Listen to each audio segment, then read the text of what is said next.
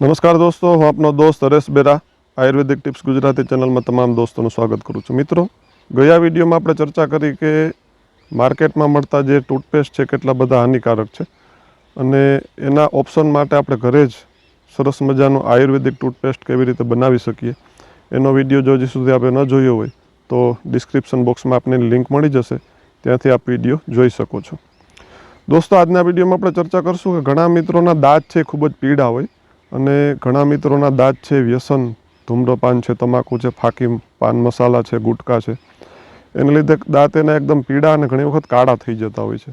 તો આપણે ઘરે જ એવું સરસ મજાનું પરફેક્ટ કોમ્બિનેશન કેવી રીતે બનાવી શકીએ કે જેનો અમુક સમય કે રેગ્યુલર ઉપયોગ કરવાથી આપણા પીળા દાંત છે એ દૂધ જેવા સફેદ થઈ જાય, મોતી જેવા એકદમ ચમકતા થઈ જાય, કોઈ પણ સાઈડ ઇફેક્ટ એની છે નહીં અને ખૂબ જ ઇફેક્ટિવ આ કોમ્બિનેશનની ચર્ચા આપણે આજે દોસ્તો કરશું।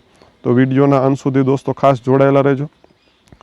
જે મિત્રો આપણી ચેનલ ઉપર હજી સૌપ્રથમ વખત આવ્યા છે અને આપણી ચેનલને સબસ્ક્રાઈબ ન કરી હોય તો અત્યારે જ આપણી આયુર્વેદિક ટિપ્સ ગુજરાતી ચેનલને સબસ્ક્રાઈબ કરી લેજો। બાજુનું જે બેલ આઇકન છે ટચ કરી ઓલ ઉપર સેટ કરજો એટલે નવા વિડીયોની માહિતી દોસ્તો આપને મળતી રહે। મિત્રો, આપણે જે કોમ્બિનેશન બનાવવાનું છે એના માટે આપણે 3 વસ્તુની પ્રાથમિક જરૂરિયાત છે। એમાં સૌપ્રથમ આપણે લેવાનું છે નાળિયેરનું તેલ, બીજા નંબરે આપણે લેવાનો છે બેકિંગ સોડા અને ત્રીજા નંબરે આપણે લેવાનું છે ફુદીનાનું જે અર્ક આવે છે। તો નાળિયેર તેલની અંદર દોસ્તો આપણે જે ખાવાનું નાળિયેર તેલ આવે છે એનો ઉપયોગ કરવાનો છે। માર્કેટની અંદર જે વાળમાં નાખવા માટેનું કોકોનટ ઓઇલ નાળિયેર તેલ આવે છે તેનો ઉપયોગ કરવાનો નથી, કારણ કે માર્કેટમાં મળતા મોટાભાગના જે નાળિયેર તેલ વાળના ઉપયોગ માટે આપણે લઈએ છીએ તેમાં નાળિયેર તેલ ખૂબ ઓછું અને એને બદલે ઘણી બધી સિન્થેટિક કે કેમિકલ એવા કન્ટેન હોય છે।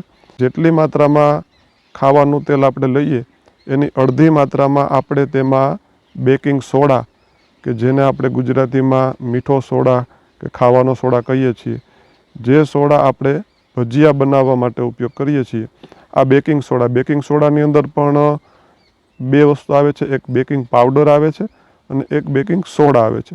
એ મીઠાની જેમ સેજ કરકરા દાણાના સ્વરૂપમાં હોય છે, એટલે આપણે મીઠાના જેવો જે કરકરો બેકિંગ સોડા આવે છે તેનો ઉપયોગ કરવાનો છે। નાળિયેરનું તેલ જેટલું લીધું છે એનાથી અડધી માત્રામાં આ બેકિંગ સોડા ખાવાનો સોડા આપણે એમાં મિક્સ કરવાનો છે। ત્યારબાદ આપણે આપણા ટેસ્ટ અનુસાર તેની અંદર અમુક માત્રામાં જે ફુદીનાનો અર્ક આવે છે અથવા તો પતંજલિની અંદર દિવ્યધારા નામની એક શીશી આવે છે, એ શીશી લઈને પણ આપ એમાં એડ કરી શકો છો। તે આપ કેટલું એને તેજ બનાવવા માગો છો તે પ્રમાણે શરૂઆતમાં થોડું મિશ્રણ એડ કરવું, ત્યારબાદ આપને લાગે તો આપ વધુ મિશ્રણ એમાં એડ કરી શકો છો। આ ત્રણેય વસ્તુને મિક્સ કરી એક કાચની બોટલમાં આપ ભરી અને રાખી શકો છો। આ વસ્તુ બગડતી નથી। સામાન્ય પીળા દાંત હશે દોસ્તો તો 1 કે 2 કે 3 વખતમાં જ આપના દાંતની જે પીડાશ છે એ દૂર થઈ જશે અને આપના દાંત એકદમ મોતીની જેમ ચમકવા લાગશે અને દૂધ જેવા સફેદ દાંત આપના દોસ્તો થઈ જશે। હવે વાત આવે છે બીજા નંબરની કે જે મિત્રોના દાંત બીડી, ધૂમ્રપાન, ફાકી, પાન મસાલા, ગુટકા, તમાકુ ખાઈ અને પીળા થયા હોય, વધુ પડતો કાળા થઈ ગયા હોય, તો તેવા મિત્રોને આ મિશ્રણમાં 2 વસ્તુ બીજી એડ કરવાની છે।